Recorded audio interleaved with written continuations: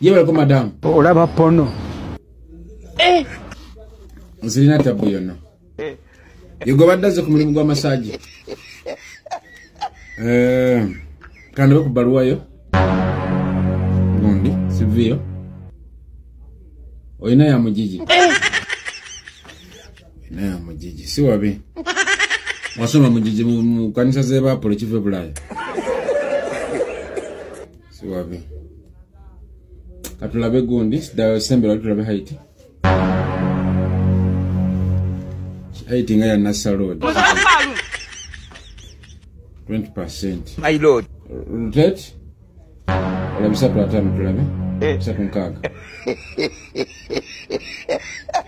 50%. I love you so much. Simbi. Kyusa nyashi tulabe. Naye Banange. Nyashi kwali. Kwende Nyashi kwali. 92%. Wodolam. Yeah, what are the best? 98%. Tulabe gun pam vida. Tentegeze ngalo, ndabukanda beko ngalo. Madam tulabe. Ngazi kambira nnyo. Washirali nanjovu ngazi kambira nnyo. 20%. Takola bule bakiraya nti. Oyina abana bameka.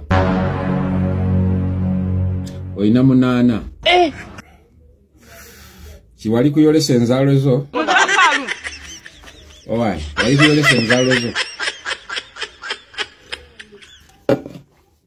Yogera ku ddoboozi lyo tuwulire. Nga lisaakaalamu. Wamira kovu. Oba osiiba ku nkoolimbo.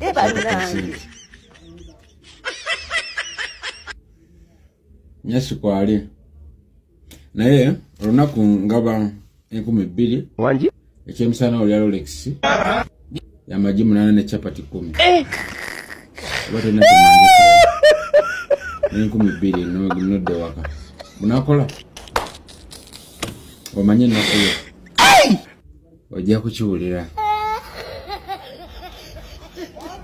Banange mbanjulira aba Eastern Waters Uganda Limited bano bakusimire enzizi bayina machine ekola enzizi mu lunaku ebewedde oyagala bowa gowe somero owe kanisa owa church owe dwaliro bakolera bowa enungi excavator yesima wansi ne bakolera amazi mu lunaku eba machine ebe maze baba ita Eastern Waters Uganda Limited bakolera ku mazi ne gabeerawo nga gali permanent mazzi go bakolera bowa bekwate inamba zisimu kwezirya ku screen bano bakabi bazze kututaasa mbaletedde kano kamu aba masomero nadala aba masomero nawe waka nawe wetaaga amazzi aba masomero abeddwaliro aba makanisa buli omu amazzi buli omu ageetaaga bakubire kapsi mu katikati bakimala mu lunaku oba omaze okufuna amazzi bava amazzi go gawedde